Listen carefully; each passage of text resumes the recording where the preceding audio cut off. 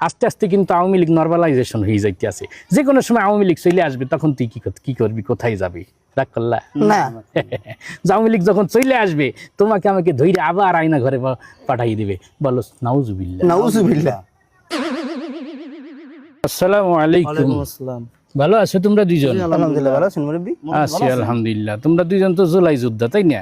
গর্বিত জুলাই যোদ্ধা। হ্যাঁ, তোমাদেরকে আমি দুইটা কথা বলবো, তোমরা কি রাগ করবা?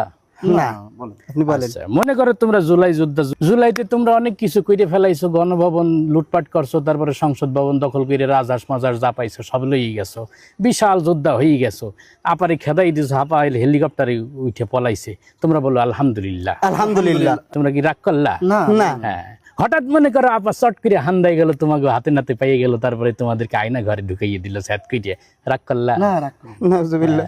তারপরে মনে করো আয়না ঘরে নিয়ে তোমাকে হোগার পরে এমন বাইরেন শুরু করলো, তারপরে জুলাই যোদ্ধাগিরি তোমাকে মনে করো হোগার দিয়ে বাইরে গেল। রাগ করলা?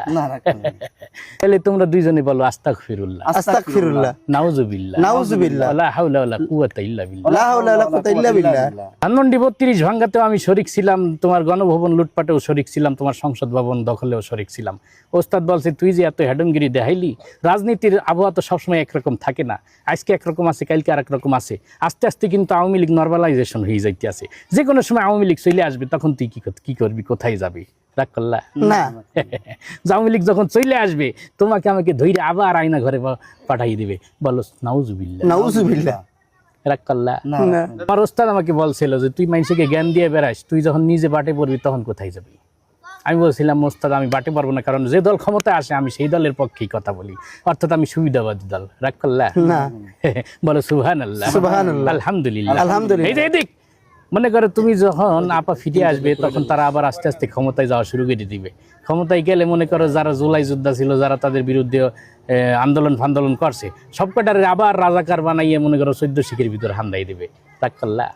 বলো নাউজুবিল্লাহ। নাউজুবিল্লাহ। আস্তাগফিরুল্লাহ। আস্তাগফিরুল্লাহ। এই দিক মনে করো আমি তোমাদেরকে, আমি তো আপারা যখন আসবে তখন আমি সরকারি দলে থাকবো, তখন তোমাদের আমার অনেক কাজে লাগবে।